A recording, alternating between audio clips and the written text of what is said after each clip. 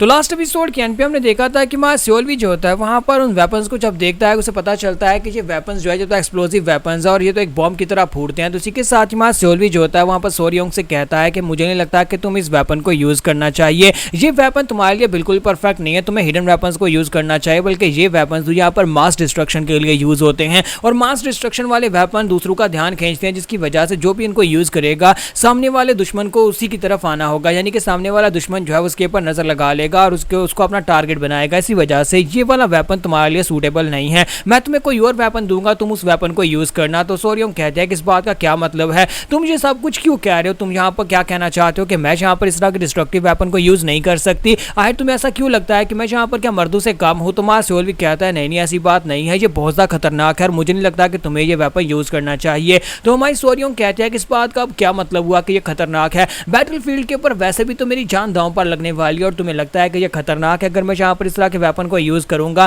तो माँ सियोलवी से कहता है कि मैं यहाँ पर तुम्हें कह रहा हूँ कि तुम इस वेपन को यूज नहीं करोगी। सोरियोंग से कहती है कि मुझे समझ नहीं आ रही, तुम यहाँ पर क्या ये कहना चाहते हो कि मेरे स्किल्स इस लायक नहीं है कि मैं इस वेपन को यूज करूँ। तो मेरी चोन वहाँ पर साइड के ऊपर खड़ी उन दोनों को बहस करते हुए देख रही होती है। सोरियोंग बार बार उसे कह रही होती है कि लीडर जी तुम क्या बात कर रहे हो, तुम मुझे यहाँ पर क्या इस लायक नहीं समझते कि मैं इस तरह के एक्सप्लोसिव वेपन को यूज करूँ, जो तुम मुझसे कह रहे हो कि मैं इस वेपन को यूज नहीं कर सकती। तो मेरी चोन बात को संभालने के लिए आगे बढ़ती है और उसे कहती है कि एक तलवार जितनी ज्यादा शार्पर होगी उतनी जल्दी वो अपने दुश्मन का ध्यान अपनी तरफ आकर्षित करेगी, दुश्मन को लगेगा कि सबसे पहले इस तलवार को काटा जाए तभी यहाँ पर हम लोग आगे बढ़ सकते हैं। इसी वजह से तुम्हें अगर यहाँ पर ये एक्सप्लोसिव वेपन्स दे दिए गए और वहाँ पर जंग में या फिर बैटल में अगर तुम एक्सप्लोसिव वेपन को यूज करते हो सभी का ध्यान तुम्हारी तरफ हो जाएगा और जब सभी का ध्यान तुम्हारी तरफ हो जाएगा तो वो सभी तुम्हारे पर अटैक करने के लिए आगे बढ़ेंगे और तुम्हारे स्किल्स इतने ज्यादा है नहीं है कि तुम अपने आप को प्रोटेक्ट कर सको। और तुम्हारे कमांडर का यही कहने का मतलब है, तुम्हारा कमांडर सिर्फ और सिर्फ तुम्हारी सुरक्षा चाहता है, इसी वजह से वो तुमसे ये कह रहा है कि बैटल में तुम यहाँ पर ध्यान आकर्षित कर सकती हो और ध्यान आकर्षित करना एक बैटल का हिस्सा बिल्कुल भी नहीं होता और क्योंकि तुम हिडन वेपन्स को यूज करते हो तो ये वेपन तुम्हें बिल्कुल भी सूट नहीं करता। तो इसी के साथ सोरियोंग जो होती है वहीं पर खामोश हो जाती है और माँ सियोलवी जो होता है वहां पर से ह्यूगो से कहता है कि ह्यूगो ये वेपन्स तुम यूज करोगे। तो ह्यूगो कहता है जी सर, जैसा आप कहेंगे वैसा ही होगा। इसी के साथ सियोलवी कहता है कि आज की ट्रेनिंग यहीं पर खत्म होती है, अब तुम सभी लोग वापस जा सकते हो, सभी लोग जाकर रेस्ट करो, कल तुम सभी लोगों की ट्रेनिंग को दोबारा से कंटिन्यू करेंगे। तो इसी के साथ ही वो सभी लोग तो वहां पर चले जाते हैं, सोरियोंग भी वहीं पर खड़ी होती है। सियोलवी से कहता है कि तुम्हें क्या मसला है, तुम यहाँ से क्यों नहीं जा रहे। तो इसी के साथ सोरियोंग उसकी तरफ घूर कर देखती है, गुस्सा हो जाती है, फिर साथ ही वहां पर से चली जाती है। तो उसके चले जाने के बाद माँ सियोलवी वहीं पर शांत खड़ा होता है। तो मेरी चौन उसके पास आती है और उसे कहती है कि ये क्या बात हुई, मुझे लगता है कि तुमने यहाँ पर इस लड़की के ऊपर कुछ ज्यादा ही तरस खा लिया है, लगता है कि तुम्हें यहाँ पर इस लड़की से कुछ लगा हुआ है जिसकी वजह से तुमने यहाँ पर ऐसा किया है, वरना कोई भी यहाँ पर अगर वेपन यूज करेगा और बैटल में टेंशन ड्रा करेगा ये तो एक काम सी बात है और तुम्हें लगता है कि तुमने यहाँ पर जो कुछ किया वो सही किया है। तो सियोलवी कहता है अब इस बात का क्या मतलब है। तो मिस मिरियो चियोन से कहते हैं कि मुझे लगता है कि इस लड़की के ऊपर तुम्हारी वाकई में कुछ ज्यादा काइंडनेस हो रही है, तुम्हें इस लड़की के साथ ऐसा नहीं करना चाहिए वरना आगे जाकर तुम्हें मुश्किल हो सकती है। सियोलवी कहता है नहीं ऐसी कोई बात नहीं है, मैंने तो बस यहाँ पर उसे बचाया है। तो मिरियो चियोन से कहती है कि तो फिर बताओ कि ऐसा क्या है। तो सियोलवी से कहता है कि ऐसा वैसा कुछ भी नहीं है, ये एक वेपन बहुत ही पावरफुल है और वैसे भी यहाँ पर वो इस वेपन की फुल पोटेंशियल को अनलॉक नहीं कर सकती, वो एक लड़की है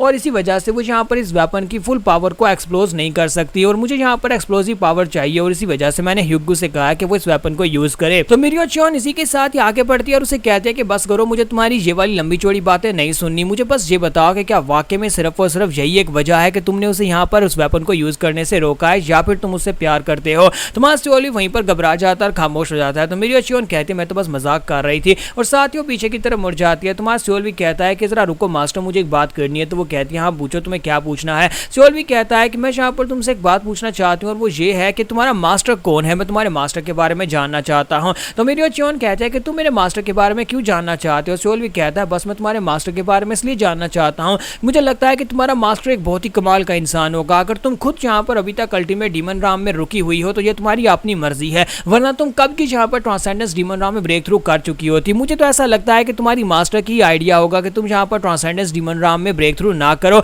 तो क्या मैं यहाँ पर तुम्हारे मास्टर के बारे में जान सकता हूँ या फिर मैं इस वजह के बारे में जान सकता हूँ कि यार तुमने ट्रांसेंडेंस डीमन राम में ब्रेक थ्रू क्यों नहीं किया, तुम अभी तक यहाँ पर अल्टीमेट डीमन राम में क्यों रुकी हुई हो। तो मास्टर से कहती है कि लगता है कि तुम्हें यहाँ पर मेरे ऊपर शक हो रहा है। सियोलवी कहता है नहीं मास्टर ऐसी बात नहीं है, मैं तो बस यहाँ पर तुमसे ये पूछना चाहता हूँ ताकि मैं यहाँ पर डिमोनिक राम में ब्रेक थ्रू करने से पहले हर एक पहलू के ऊपर गौर कर सकूँ। मेरे लिए डिमोनिक राम में ब्रेक थ्रू करना ज्यादा मुश्किल नहीं है, मैं बहुत ही जल्दी ब्रेक थ्रू करने वाला हूँ, लेकिन बहुत सारे सवाल है जो मुझे ब्रेक थ्रू करने से रोक रहे हैं। मुझे ऐसा लगता है कि अगर मैं अभी यहाँ पर डिमोनिक राम में ब्रेक थ्रू कर लेता हूँ तो फिर मुझे यहाँ पर ह्यूमनली डीमन से फाइट करना पड़ेगी, और तुम भी अच्छी तरह से जानते हो कि ये बहुत सा खतरनाक हो सकता है, क्योंकि इस वक्त ह्यूमनली डीमन राम में जो मास्टर है वो ह्यूमनली डीमन वो कभी नहीं चाहेगा कि कोई भी उसके अलावा यहाँ पर ट्रांसेंडेंस डीमन राम में ब्रेक थ्रू करे। और जैसे ही मैं ब्रेक थ्रू करूंगा उसके अपने डिसाइपल से आगे निकल जाऊंगा, यानी च्योनमा के अपने डिसाइपल से आगे निकल जाऊंगा, और ह्यूमनली डीमन यानी च्योनमा जो है मुझे बिल्कुल भी नहीं छोड़ेगा और मेरे पर आकर अटैक करेगा, जिसकी वजह से मैं मुश्किल में पड़ जाऊंगा और गोनमा भी मुश्किल में पड़ जाएगा। तो मेरी और च्योनो से कहते हैं कि मैं तुम्हारी इस बात को समझ रही हूँ जो भी तुम यहाँ पर कह रहे हो। तो लगता है कि तुम्हारे ऊपर जो श्राप लगाया गया था वही श्राप तुम्हें यहाँ पर मेरे बारे में सवाल उठा रहा है, जिसकी वजह से तुम्हें मेरे ऊपर शक हो रहा है। लेकिन तुम्हें यहाँ पर परेशान होने की जरूरत नहीं है, मैं तुम्हारे खिलाफ नहीं हूँ बल्कि मैं तुम्हारे साथ हूँ।